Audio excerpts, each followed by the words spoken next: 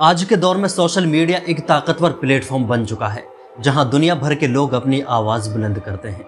लेकिन क्या सच में ये सोशल मीडिया प्लेटफॉर्म्स हर एक के लिए बराबर और फेयर हैं, या यहां भी मजहब के नाम पर डिस्क्रिमिनेशन यानी भेदभाव किया जाता है?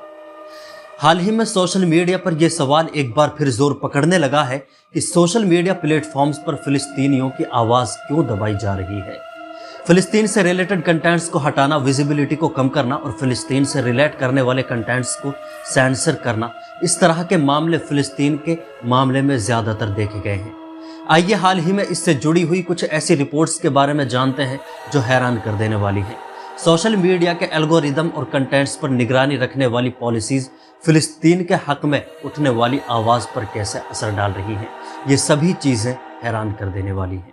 हाल ही में बीबीसी की एक नई रिपोर्ट इस हवाले से पेश की गई है, जिसमें बीबीसी की रिसर्च के मुताबिक फेसबुक ने इजराइल गजा की जंग के बीच फिलिस्तीन की जो न्यूज़ एजेंसीज और न्यूज़ आउटलेट्स हैं, उनकी पोस्ट और उनके कंटेंट्स को ऑडियंस तक पहुंचने नहीं दिया है। और फेसबुक ने इन फिलिस्तीन न्यूज़ आउटलेट्स की पोस्ट और कंटेंट्स को सख्ती से रोका है। इस रिपोर्ट के मुताबिक बीबीसी ने जो अपनी छानबीन में पाया है, उसके मुताबिक गजा और मगरबी किनारे के न्यूज़ चैनल्स की पोस्ट को देखने वालों की तादाद अक्टूबर 2023 के बाद काफ़ी कम हो चुकी है। रिपोर्ट में आगे कहा गया है कि इसी तरह इंस्टाग्राम के कुछ डॉक्यूमेंट्स लीक हुए हैं। इंस्टाग्राम जो फेसबुक की कंपनी मेटा के तहत ही है, लीक होने वाले डॉक्यूमेंट्स में पाया गया है कि फिलिस्तीनी पोस्ट्स और कमेंट्स को सख्ती से चेक किया गया है। पैलेस्टाइन टीवी, जिसके फेसबुक पर 5.8 मिलियन फॉलोअर्स हैं, उसकी तरफ से बताया गया है कि उनकी पोस्ट को देखने वाले लोगों में 60% की कमी हुई है। उनका कहना है कि हमारी पोस्ट लोगों तक पहुंचना बंद हो चुकी है। फिलिस्तीन जर्नलिस्ट का कहना है कि मेटा उनकी पोस्ट को शैडो बैन कर रहा है, यानी जानबूझकर कम लोगों तक उनकी पोस्ट को पहुंचाया जा रहा है।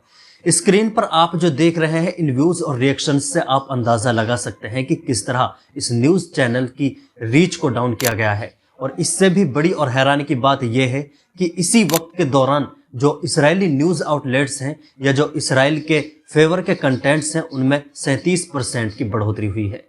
फेसबुक और मेटा की ये सूरत हाल इन सोशल मीडिया प्लेटफॉर्म्स के न्यूट्रल होने पर बड़े सवाल खड़ी करती है। जानबूझकर ये सोशल मीडिया प्लेटफॉर्म्स फिलिस्तीनियों के गले घोटने का काम कर रहे हैं। स्क्रीन पर आप जो देख रहे हैं, ये बड़ा फर्क दोनों के बीच अक्टूबर 2023 के बाद से अब तक देखा गया है।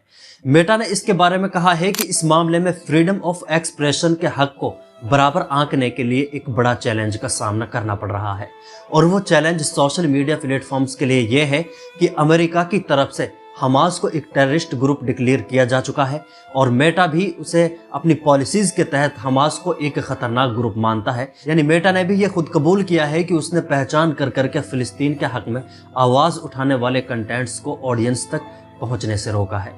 पिछले साल भी जब गजा में ये सब कुछ शुरू हुआ तो दिसंबर 2023 में ह्यूमन राइट्स वॉच की एक रिपोर्ट में कहा गया था कि मेटा की पॉलिसीज और तर्ज अमल 7 अक्टूबर 2023 से फिलिस्तीन और इजराइल के बीच शुरू होने वाली जंग के बीच इंस्टाग्राम और फेसबुक पर फिलिस्तीन और फिलिस्तीनी ह्यूमन राइट्स की हिमायत में उठने वाली आवाज़ों को खामोश कर रहे हैं। ह्यूमन राइट्स वॉच ने अपनी रिसर्च में पाया था कि अक्टूबर से लेकर नवंबर 2023 तक इंस्टाग्राम और फेसबुक से 1050 कंटेंट्स हटाए गए थे, जिनमें 1049 कंटेंट्स फिलिस्तीन की हिमायत करने वाले थे और एक कंटेंट उनमें इजराइल से रिलेटेड था। ह्यूमन राइट्स वॉच ने दावा किया था कि 1049 कंटेंट्स जो इंस्टाग्राम और फेसबुक से हटाए गए थे, वो सारे पुरअमन यानी पीसफुल कंटेंट्स थे। कोई भी कंटेंट उसमें ऐसा नहीं था जिसमें सोशल मीडिया की पॉलिसीज़ के खिलाफ वर्जी की गई हो। हाँ, लेकिन वो फिलिस्तीन और फिलिस्तीनियों की हिमायत के लिए कंटेंट्स ज़रूर थे। यही वजह है कि फेसबुक और इंस्टाग्राम ने इन कंटेंट्स को हटा दिया था। ह्यूमन राइट्स वॉच की इस रिपोर्ट में कहा गया है कि सोशल मीडिया की मेटा कंपनी लंबे वक्त से इस तरह की ज्यादती करता आ रहा है और हालांकि कई बार मेटा ने इस ज्यादती के लिए माफ़ी भी मांगी है, लेकिन मेटा ने कभी भी इस डिस्क्रिमिनेशन को नहीं रोका है। 2024 के शुरू में एक और रिपोर्ट के मुताबिक यूट्यूब की पॉलिसीज और यूट्यूब का तर्ज अमल भी कुछ ऐसा ही देखने को मिला था। यूट्यूब ने फिलिस्तीन की हिमायत वाले कंटेंट्स को या तो चैनल से हटा दिया था या कई चैनल्स को बुरी तरह इम्पैक्ट किया था, जैसे डिमोनेटाइजेशन सस्पेंड करना या चैनल को सस्पेंड करना। इस तरह के एक्शंस फिलिस्तीनी हिमायत वाले कंटेंट्स के खिलाफ यूट्यूब की तरफ से लिए गए थे। साफ तौर पर 2023 के बाद जब से इजराइल और गजा के बीच जंग शुरू हुई है, तब से साफ तौर पर सोशल मीडिया किस तरह डिस्क्रिमिनेशन यानी भेदभाव करता रहा है, ये बिल्कुल वाज़ेह है। और ख़ास तौर पर फेसबुक और इंस्टाग्राम पर फ़िलिस्तीन की हिमायत वाले कंटेंट्स को पूरी तरह से बंद कर दिया जाता है।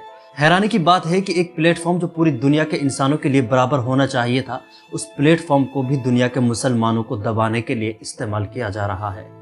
लेकिन एक सवाल का जवाब और एक राय आप भी ज़रूर रखें कि क्या सोशल मीडिया प्लेटफॉर्म्स को अमेरिका के इशारों पर काम करना चाहिए, या अमेरिका जिसे दहशतगर्द कहे या जिसे हीरो कहे उसी पर सोशल मीडिया प्लेटफॉर्म्स का अमल करना चाहिए। हालांकि इजराइल की जो आवाज़ है वही आवाज़ अमेरिका की होती है और इजराइल जो चाहता है अमेरिका भी वही करता है। लेकिन इन सब के बावजूद क्या इन सब चीज़ों को सही ठहराया जा सकता है? क्या अमेरिका के प्रेशर पर सोशल मीडिया प्लेटफॉर्म्स को अपनी पॉलिसीज़ सेट करनी चाहिए? कमेंट बॉक्स में इसके बारे में आप अपनी राय ज़रूर रखें। सोशल मीडिया पर हर तरह के कंटेंट्स को खूब हाईलाइट किया जाता है। मुसलमानों के खिलाफ चलने वाले दुनिया भर के प्रोपेगेंडे खूब वायरल किए जाते हैं।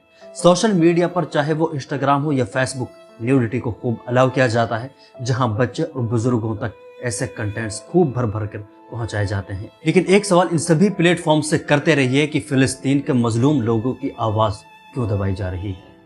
अल्लाह हाफिज।